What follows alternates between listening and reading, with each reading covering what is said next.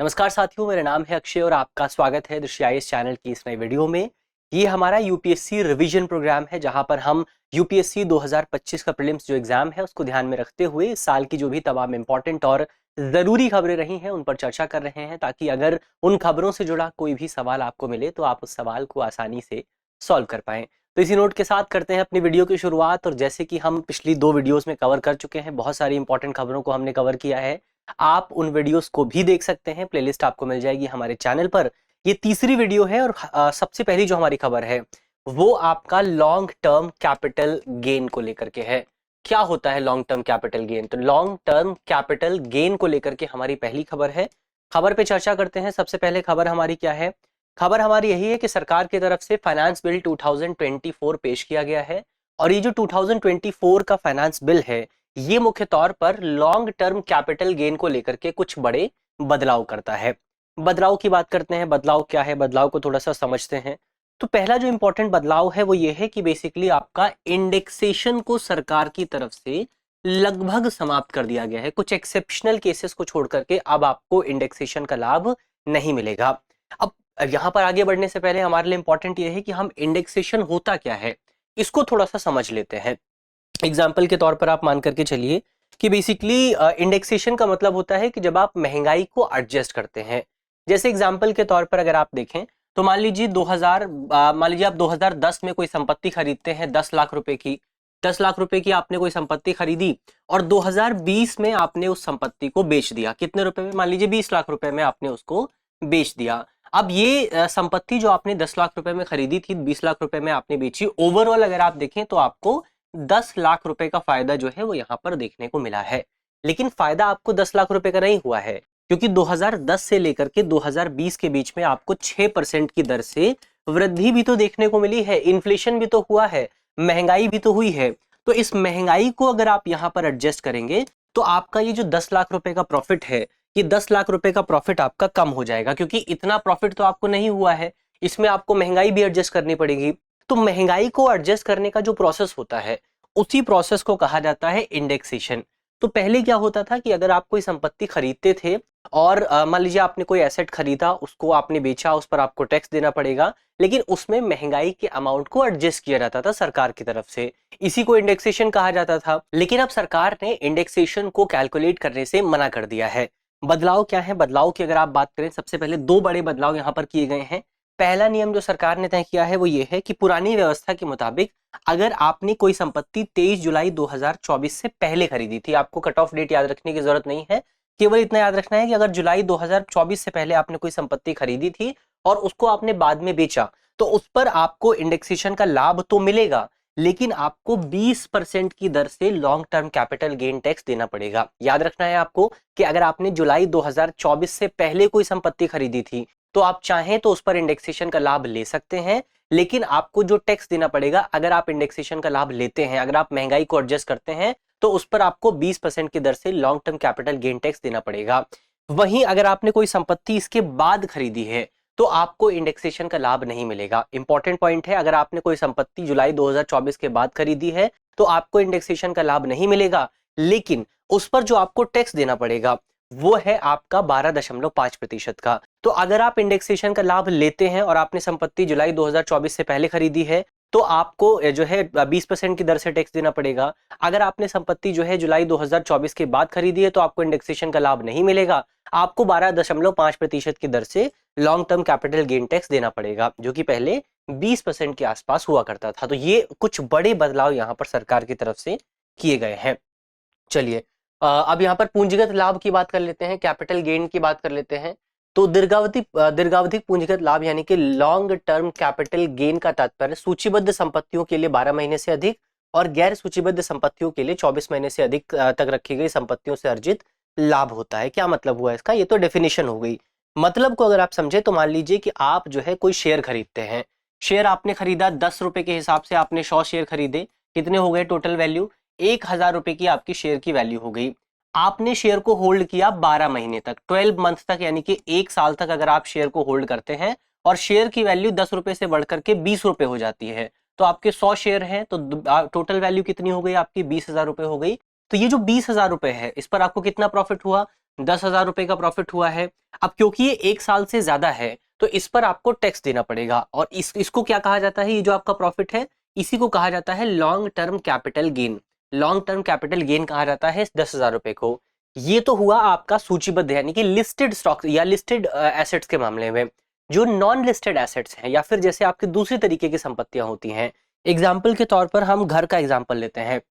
तो आपने घर खरीदा, मान लीजिए आपने 1 लाख रुपए का कोई घर खरीदा 2010 में, और अब जो है उस घर की वैल्यू हो गई है 20 लाख रुपए, सॉरी 2020 में उसकी वैल्यू हो जाती है 20 लाख रुपए। तो अब इस पर आपने इसको कितने समय तक होल्ड किया, इसको आपने होल्ड किया टोटल आपने होल्ड किया 10 साल तक।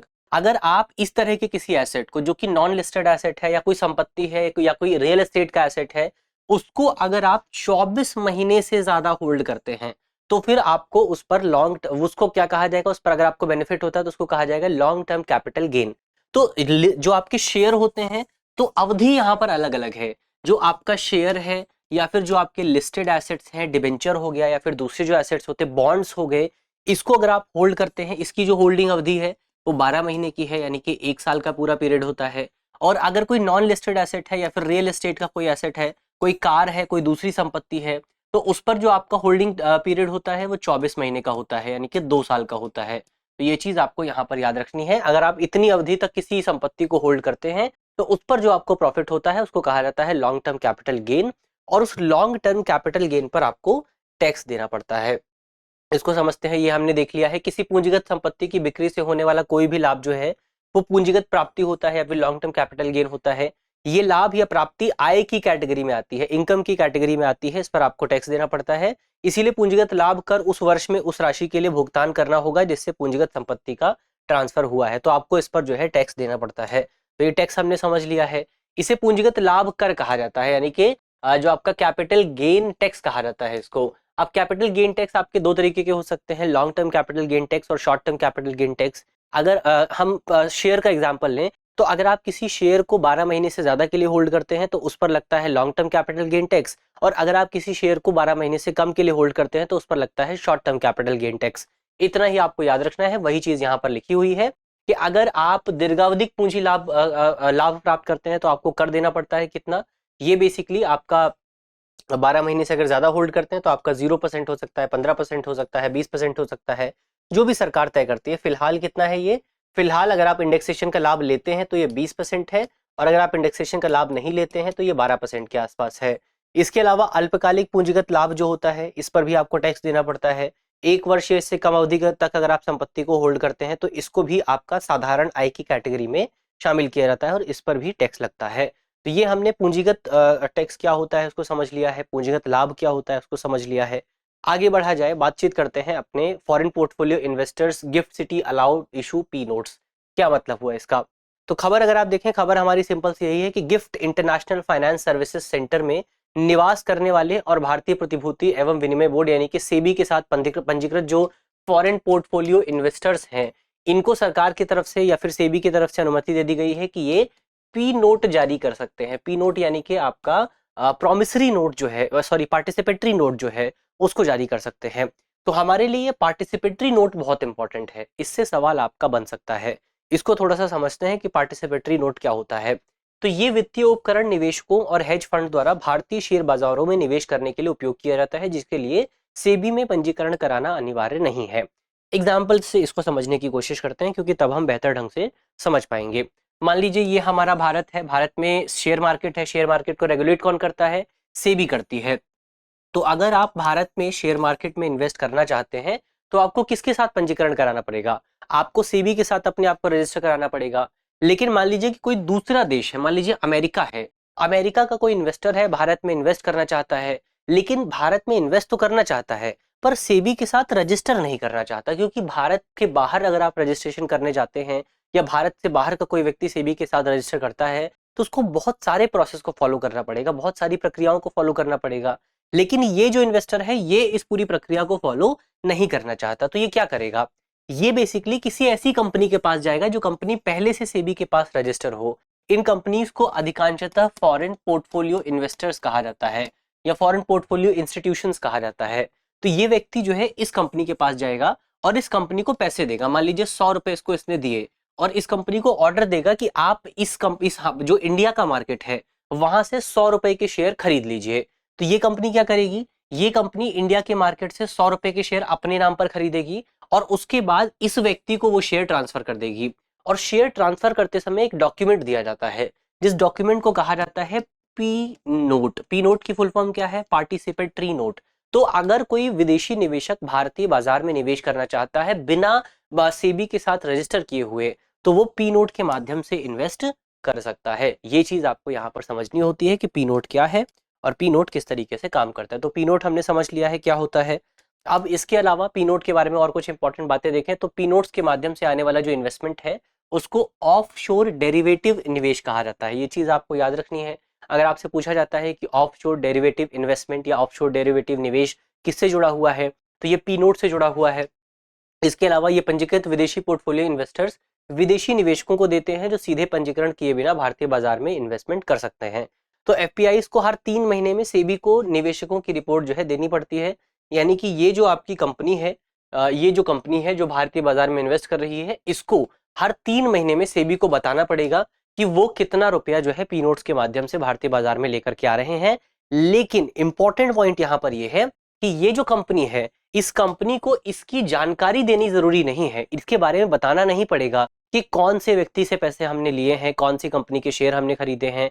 इसकी जानकारी देना अनिवार्य नहीं है, केवल और केवल पैसों की जानकारी देना अनिवार्य है कि हमने इतने पी नोट जो है वो जारी किए हैं, इतने रुपए के पी नोट हैं। तो ये चीज आपको यहाँ पर याद रखनी है। इसी पूरे प्रोविजन की वजह से कई बार क्या होता है कि आपका जो पूरा पी नोट का मैकेनिज्म है, इसकी वजह से जो इलीगल मनी है वो भी कई बार इस्तेमाल कर लिया जाता है भारतीय बाजार में इन्वेस्ट करने के लिए।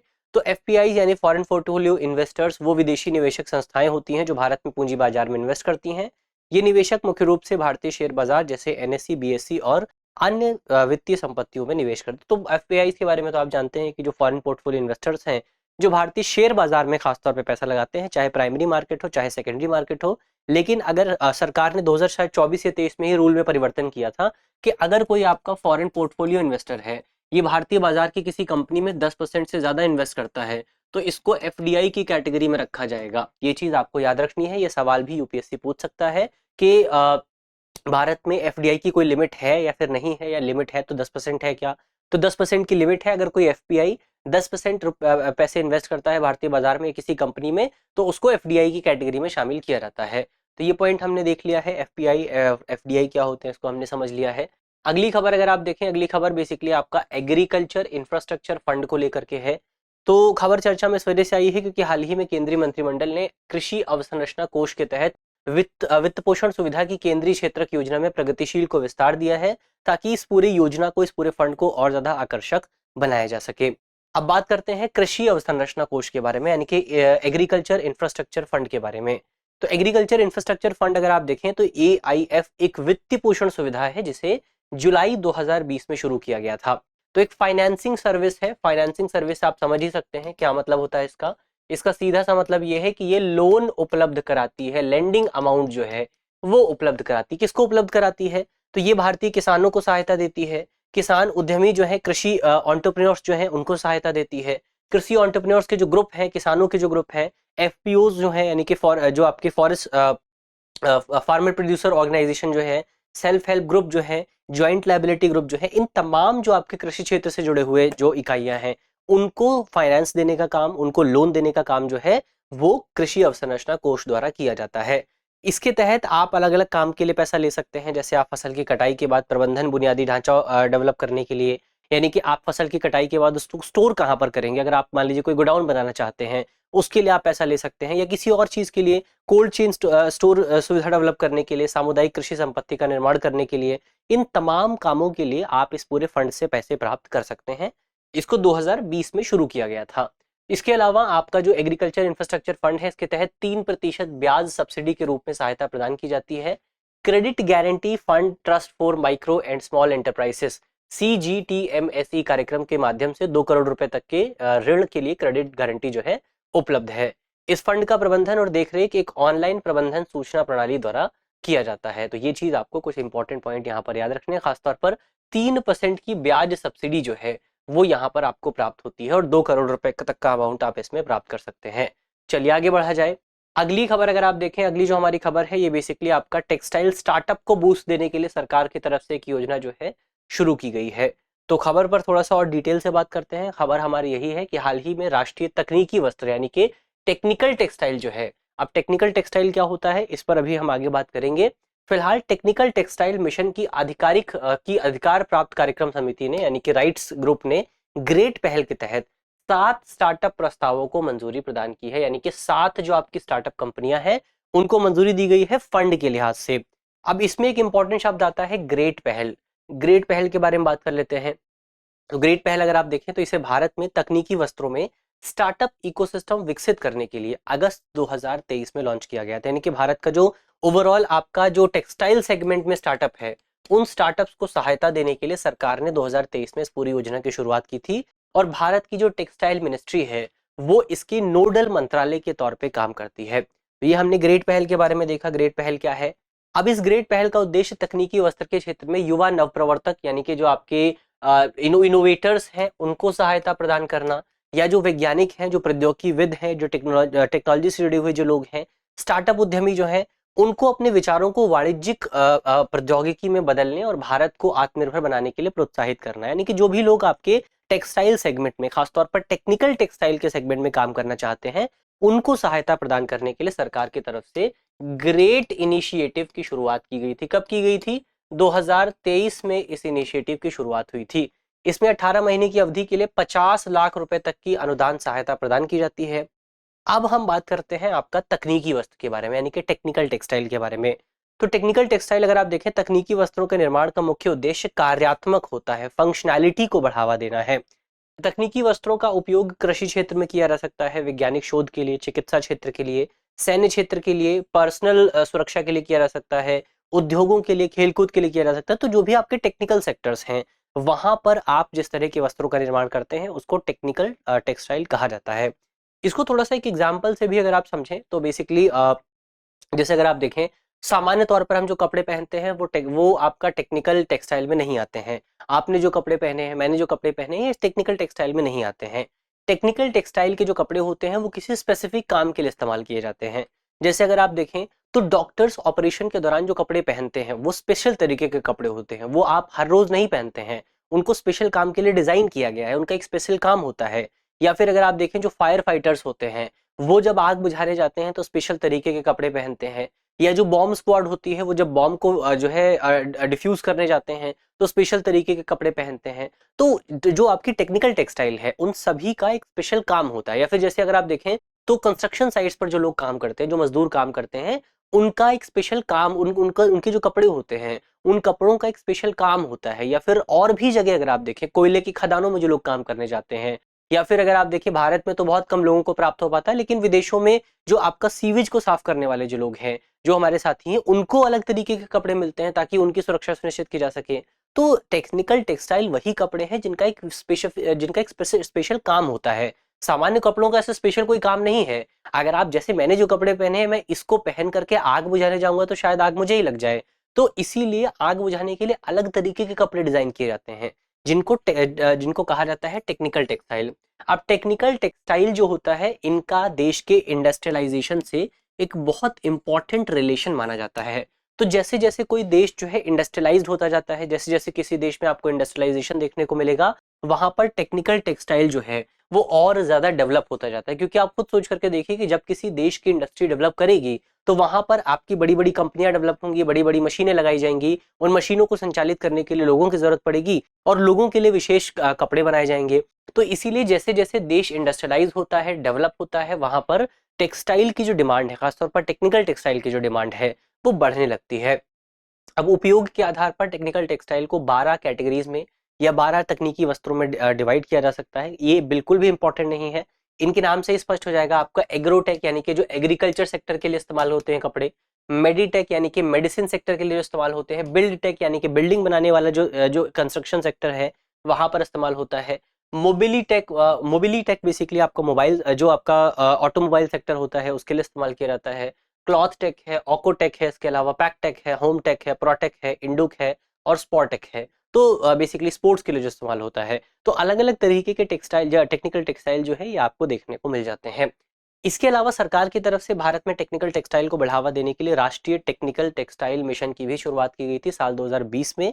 इसका जो टोटल खर्चा है वो 1480 करोड़ रुपए के आसपास है, और इसका टाइम पीरियड तकरीबन आपका 2020-21 से लेकर के 2023-24 के बीच में था।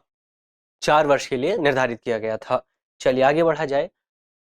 मिशन की अगर आप बात करें, मिशन का उद्देश्य 2024 तक घरेलू बाजार का आकार तकरीबन 40 बिलियन अमेरिकी डॉलर से 50 बिलियन अमेरिकी डॉलर तक पहुंचाकर तकनीकी वस्त्रों में वैश्विक लीडर के रूप में भारत को स्थापित करना है। तो ये कुछ ओवरऑल बातें यहाँ पर बताई गई हैं मिशन के बारे में। मिशन के घटक कौन कौन से हैं एक बार वो हम देख लें, क्योंकि घटक इंपॉर्टेंट है। तो रिसर्च, इनोवेशन एंड डेवलपमेंट, प्रचार और बाजार विकास यानी कि आपका इसको बढ़ावा देना, फिर निर्यात संवर्धन, शिक्षा, प्रशिक्षण और कौशल विकास। तो ये 4 घटक जो हैं, 4 कंपोनेंट जो हैं, वो आपको इस पूरे मिशन में देखने को मिले थे। चलिए आगे बढ़ा जाए। अगली खबर अगर आप देखें, अगली हमारी जो खबर है ये बेसिकली भारत के नए गवर्नर को लेकर के है। तो भारत सरकार की तरफ से संजय मल्होत्रा जी जो हैं, इनको हमारे देश में नए आरबीआई गवर्नर के तौर पर नियुक्त किया गया था। तो डिटेल से इसके बारे में अगर आप बात करें तो हाल ही में केंद्र सरकार ने 26वें आरबीआई गवर्नर की नियुक्ति की है। 26वें आरबीआई गवर्नर के रूप में संजय मल्होत्रा को नियुक्त किया गया है। आरबीआई गवर्नर की बात करें तो इनकी नियुक्ति भारतीय रिजर्व बैंक अधिनियम 1934 के अनुसार केंद्र सरकार द्वारा की जाती है, और नियुक्ति पर जो अंतिम मंजूरी है वो प्रदान की जाती है आपका भारतीय प्रधानमंत्री की अध्यक्षता वाली नियुक्ति संबंधी कैबिनेट समिति द्वारा। ये 5 वर्ष से अधिक अवधि तक या जैसा कि केंद्र सरकार नियुक्ति करते समय निर्धारित करती है अपने पद पर बने रहते हैं, और पुनर्नियुक्ति के लिए यानी कि रीअपॉइंटमेंट के लिए पात्र होते हैं। तो ये आपको याद रखना है कि आरबीआई के गवर्नर जो हैं उनको रीअपॉइंट किया जा सकता है। चलिए आगे बढ़ा जाए। इसके अलावा भारतीय रिजर्व बैंक के अगर बारे में आप बात करें तो भारतीय रिजर्व बैंक की स्थापना जो है वो आपको 1 अप्रैल 1935 को देखने को मिली थी, और इस संबंध में जो कानून था वो 1934 में पारित किया गया था। कानून का नाम था भारतीय रिजर्व बैंक भारतीय रिजर्व बैंक अधिनियम 1934। प्रारंभ में इसका कार्यालय अगर आप देखें तो कोलकाता में स्थापित किया गया था, लेकिन 2 साल बाद 1937 में इसके कार्यालय को कोलकाता से स्थापित करके मुंबई में स्थापित कर दिया गया था। केंद्रीय कार्यालय बेसिकली इसका जो सेंट्रल ऑफिस है वो मुंबई में है, और केंद्रीय कार्यालय का मतलब ये है वो जगह जहां पर आरबीआई के गवर्नर की सीट होती है, और जहां पर आरबीआई के गवर्नर जो हैं वो भारत की बैंकिंग प्रणाली को लेकर के इंपॉर्टेंट डिसीजन लेते हैं। यद्यपि प्रारंभ में ये निजी स्वामित्व वाला था, जब इसको शुरू किया गया था 1935 में, तो ये एक प्राइवेट ऑर्गेनाइजेशन थी, प्राइवेट लोगों के हाथ में इसकी कमान थी। लेकिन बाद में 1947 में जब भारत आजाद हुआ तो 1949 में आरबीआई को नेशनलाइज कर दिया गया था, इसका राष्ट्रीयकरण कर दिया गया था। तो ये आरबीआई के बारे में कुछ इंपॉर्टेंट पॉइंट हमने देखे। एक चीज आप ये भी याद रख सकते हैं कि आरबीआई का जो विचार है वो बाबा साहब अम्बेडकर जो है उनकी एक किताब से आया था। अगर आपको किताब का नाम याद है तो आप उसको, उनकी थीसिस थी दरअसल, एक उनकी रिसर्च थी, उससे ये विचार जो है जन्म लिया था। चलिए आगे बढ़ा जाए। अगली खबर अगर आप देखें तो अगली हमारी खबर हाउस होल्ड कंजम्पशन एक्सपेंडिचर सर्वे को लेकर के है। सर्वे की खबर चर्चा में इस वजह से आई थी क्योंकि इससे जुड़ा जो फैक्ट शीट है, इससे जुड़ा जो डेटा है वो हाल ही में सरकार की तरफ से जारी किया गया है। तो हाल ही में सांख्यिकी और कार्यान्वयन मंत्रालय ने घरेलू उपभोग व्यय सर्वेक्षण 2023-24 की फैक्ट शीट जारी की है। ये भारत में उपभोग पैटर्न और आर्थिक कल्याण के विषय में जानकारी प्रदान करता है। घरेलू उपभोग व्यय सर्वेक्षण की अगर आप बात करें तो HCES जीवन स्तर, कल्याण और उपभोग व्यवहार का आकलन करने के लिए घरेलू खर्च पैटर्न पर डेटा एकत्र करता है, यानी कि लोग कितना खर्च कर रहे हैं, लोग कहाँ पर खर्च कर रहे हैं, किस तरीके से खर्च कर रहे हैं, इसका अनुमान लगाने के लिए इस पूरे सर्वेक्षण का इस्तेमाल किया जाता है। HCES का संचालन राष्ट्रीय सांख्यिकी कार्यालय द्वारा 1951 से सांख्यिकी एवं कार्यक्रम कार्यान्वयन मंत्रालय के अंतर्गत राष्ट्रीय नमूना सर्वेक्षण NSS के एक घटक के तौर पर किया जाता रहा है। तो इसको NSS के घटक के तौर पर, एक कंपोनेंट के तौर पर एकत्र किया जाता है, और इसका उपयोग जो है वो CPI और CPI के साथ साथ आपका सकल घरेलू उत्पाद GDP जैसे जो व्यापक डेटा है इनमें बेसिकली आधार वर्ष को संशोधित करने के लिए इनपुट डेटा के तौर पर भी इसका इस्तेमाल होता है। महत्वपूर्ण निष्कर्ष की बात करें कि क्या इस बार निकल करके आया है, तो सबसे पहले औसत मासिक प्रति व्यक्ति आय जो है उसमें आपको बढ़ोतरी देखने को मिली है। ग्रामीण लेवल पर जो औसत मासिक व्यय है, जो आय है वो तकरीबन आपका व्यय है, सॉरी, जो माफ कीजिएगा, इसमें आपका आय नहीं है, ये व्यय की बात करता है। तो ग्रामीण पर स्तर पर जो व्यय है वो तकरीबन आपका 4122 के आसपास पहुंच चुका है, और शहरी क्षेत्रों में जो आपका व्यय है वो तकरीबन आपका 6996 के आसपास पहुंच चुका है। अगर आप इसमें सरकार जो लाभ प्रदान करती है उसको भी ऐड कर देंगे तो ये तकरीबन 4247, और ये तकरीबन 7078 के आसपास मौजूद है। अगर उपभोक्ता असमानता की बात करें या कंजम्पशन इनइक्वालिटी की बात करें, तो ग्रामीण लेवल पर जो आपका गिनी कोफिशिएंट है वो घट करके 0.237 के आसपास पहुंच चुका है, और शहरी लेवल पर जो आपका गिनी कोफिशिएंट है वो 0.284 के आसपास पहुंच चुका है। गिनी कोफिशिएंट बेसिकली किसी इकोनॉमी में इनइक्वालिटी को दर्शाता है। तो गिनी कोफिशिएंट जितना कम होता है इनइक्वालिटी उतनी कम होती है। 0 होने का मतलब यह है कि इनइक्वालिटी काफी कम है, और 1 होने का मतलब यह है कि इनइक्वालिटी काफी ज्यादा है। तो इससे पता ये लगता है कि इनइक्वालिटी में आपको कमी देखने को मिल रही है। और एक निष्कर्ष यहाँ पर आप और निकाल सकते हैं, और वो ये है, भारत का जो रूरल क्षेत्र है वहां पर आपको शहरी क्षेत्र की तुलना में कम इनइक्वालिटी देखने को मिलेगी, यानी कि असमानता थोड़ी सी ग्रामीण क्षेत्रों में कम है और शहरी क्षेत्रों में असमानता थोड़ी ज्यादा है। तो ये इंपॉर्टेंट निष्कर्ष आप यहाँ से निकाल सकते हैं। चलिए आगे बढ़ा जाए। अगली जो हमारी खबर है, ये कंपटीशन कमीशन ऑफ इंडिया एक केस चला रहा था गूगल के खिलाफ, गूगल टीवी को लेकर के, एंड्रॉइड टीवी को लेकर के। उसमें गूगल पर जो फाइन लगाया गया था 20 करोड़ रुपए का, उस केस को सेटल कर दिया गया है। तो खबर हमारी यही है कि भारतीय प्रतिस्पर्धा आयोग यानी कि कंपटीशन कमीशन ऑफ इंडिया ने प्रतिस्पर्धा अधिनियम 2002 की धारा 48A सब क्लॉज 3 के तहत एंड्रॉइड टीवी के मामले में गूगल के निपटान प्रस्ताव को मंजूरी दी है, यानी कि गूगल ने पैसा पे कर दिया है। मामले की पृष्ठभूमि अगर आप देखें तो प्रतिस्पर्धा अधिनियम 2002 की धारा 19(1) सब क्लॉज ए के तहत मामले में आरोप लगाया गया था कि गूगल ने अपने एंड्रॉइड टीवी के ऑपरेटिंग सिस्टम जो है इसके साथ प्ले स्टोर को जोड़ करके और वैकल्पिक एंड्रॉइड संस्करणों को प्रतिबंधित करके एंड्रॉइड टीवी बाजार में अपनी प्रमुख स्थिति का दुरुपयोग किया था। होता क्या था दरअसल, बेसिकली ये है कि गूगल जो अपने एंड्रॉइड टीवी बेचता है उसमें आपको ऐप डाउनलोड करने पड़ते हैं। ऐप को डाउनलोड करके ही आप टीवी का इस्तेमाल कर सकते हैं। मान लीजिए आपको यूट्यूब डाउनलोड करना है तो प्ले स्टोर से डाउनलोड कर सकते हैं। तो गूगल ने क्या किया कि बेसिकली टीवी बेचा, टीवी में पहले से ही प्ले स्टोर मौजूद था। तो अब होता क्या है कि इसको एक बहुत इंपॉर्टेंट कॉन्सेप्ट कहा जाता है, इकोनॉमी का कॉन्सेप्ट है, खासतौर पर बिहेवियरल इकोनॉमी का कॉन्सेप्ट है, जिसको कहा जाता है डिफॉल्ट बायस। तो डिफॉल्ट बायस क्या होता है? डिफॉल्ट बायस ये होता है कि जो चीज आपको डिफॉल्ट तरीके से मिलती है आप उसका बेहतर ढंग से इस्तेमाल करते हैं, आप केवल उसी का इस्तेमाल करते हैं, आप कुछ और ढूंढने जो है नहीं जाते हैं। जैसे एग्जांपल के तौर पर आप मान लीजिए कोई नया फोन खरीद करके लाते हैं। अब उस नए फोन को खोल करके आप देखेंगे और उस नए फोन में आपको प्ले स्टोर मिलेगा। प्ले स्टोर को जैसे ही आप नए फोन में देखेंगे तो क्या कोई आप दूसरा ऐप डाउनलोड करेंगे? या आप मान लीजिए क्रोम को आप नया फोन खरीद कर लाते हैं, उसमें आपको गूगल क्रोम देखने को मिलता है, तो क्या कोई नया सर्च इंजन आप डाउनलोड करेंगे? क्या गूगल के अलावा कुछ और आप चलाएंगे? नहीं चलाएंगे, क्योंकि आपको वो पहले से डिफॉल्ट तरीके से प्राप्त हो चुका है। तो इसी को कहा जाता है डिफॉल्ट बायस। तो जो चीज आपको डिफॉल्ट तरीके से मिलती है आप उसको बहुत कम चेंज करते हैं। इसी का इस्तेमाल गूगल करता है। गूगल आपको जब भी नया प्रोडक्ट देता है उसमें आप देखेंगे कि उसमें गूगल के प्रोडक्ट आपको पहले से ही मिलेंगे। आप नया फोन खरीदेंगे तो उस नए फोन में आपको गूगल प्ले स्टोर पहले से मिलेगा, गूगल क्रोम पहले से मिलेगा, गूगल पहले से मिलेगा, बहुत सारी चीजें गूगल की जो है वो आपको पहले से ही मिल जाएंगी और आप कभी उनको हटाते भी नहीं हैं। उनके स्थान पर आप नई चीजों को भी नहीं लेकर के आते हैं। तो यहाँ पर भी गूगल यही कर रहा था कि जो टीवी वो बेच रहा था उस टीवी में गूगल प्ले स्टोर पहले से ही मौजूद था। तो इसकी वजह से आपका जो लोग थे वो गूगल के प्रोडक्ट्स का ही इस्तेमाल कर रहे थे और जो दूसरी कंपनियां थी उनको बिजनेस से बाहर किया जा रहा था। ऐसे में जो आपका सीसीआई है, कंपटीशन कमीशन ऑफ इंडिया है, जिसका मेन काम ही यही है कि भारत में प्रतिस्पर्धा सुनिश्चित की जा सके, उसने गूगल की जांच करी। उस जांच के दौरान निकल करके आया कि गूगल जो है वो अपनी स्थिति का दुरुपयोग कर रहा था। तो उसी दुरुपयोग को रोकने के लिए अब बेसिकली सरकार की जो आपका कंपटीशन कमीशन ऑफ इंडिया है उसने गूगल पर 20 करोड़ रुपए का जुर्माना लगा दिया था। अब सीसीआई के बारे में बात करते हैं। तो भारतीय प्रतिस्पर्धा आयोग जो है ये भारत सरकार का एक वैधानिक निकाय है, यानी कि कानून के माध्यम से इसका गठन हुआ था। कौन सा कानून है? तो कंपटीशन जो एक्ट है आपका, कंपटीशन एक्ट 2002, इसके माध्यम से गठन किया गया था। इसका विधिवत गठन मार्च 2009 में किया गया था। राघवन समिति की सिफारिशों पर एकाधिकार और प्रतिबंधात्मक व्यापार व्यवहार अधिनियम 1969 को समाप्त कर दिया गया था और इसके स्थान पर सरकार प्रतिस्पर्धा अधिनियम 2002 को लेकर के आई थी। आयोग की अगर आप बात करें तो आयोग में एक अध्यक्ष होते हैं और 6 मेंबर्स आपको देखने को मिलते हैं जिन्हें केंद्र सरकार द्वारा नियुक्त किया जाता है। आयोग जो है एक अर्ध न्यायिक निकाय है, यानी कि एक क्वासी जुडिशियल बॉडी है। इसमें वैधानिक जो आपके अधिकारी होते हैं उनको राय दी जाती है और अन्य मामलों में ये निपटान का काम भी करता है, उसको सेटल करने का काम भी जो है इसके द्वारा किया जाता है। सीसीआई के कार्य और भूमिका की अगर आप चर्चा करें तो प्रतिस्पर्धा पर प्रतिकूल प्रभाव डालने वाली प्रथाओं को समाप्त करना, उपभोक्ताओं के हितों की रक्षा करना और भारत के बाजारों में व्यापार की स्वतंत्रता सुनिश्चित करना, किसी वैधानिक प्राधिकरण से प्राप्त संदर्भ पर प्रतिस्पर्धा के मुद्दों पर राय देना और प्रतिस्पर्धा वकालत करना, जन जागरूकता और प्रतिस्पर्धा मुद्दों को प्रशिक्षण देना।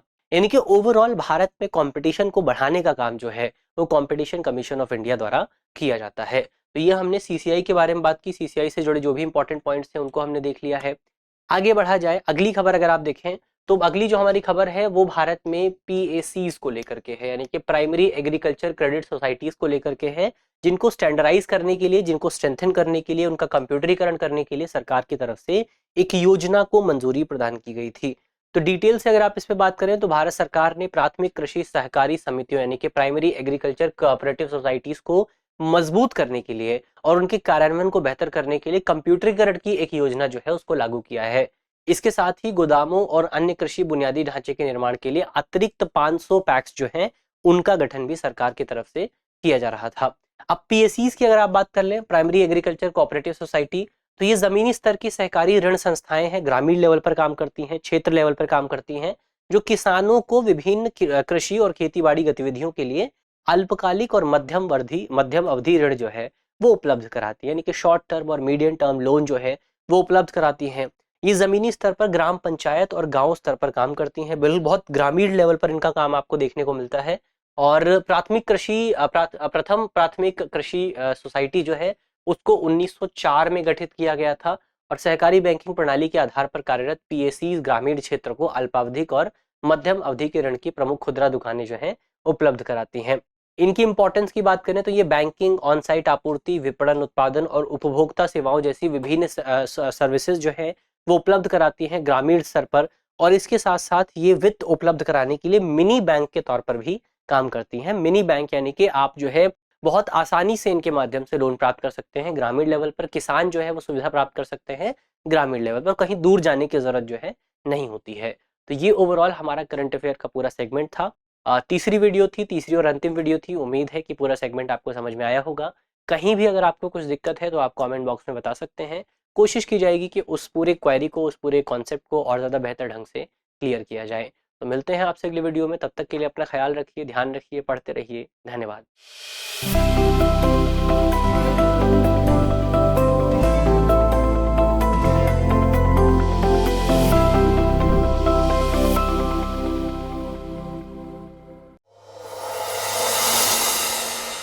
डियर व्यूअर्स, अपने एग्जाम की तैयारी को और बेहतर करने के लिए हमारे चैनल को लाइक, शेयर और सब्सक्राइब करना न भूलें।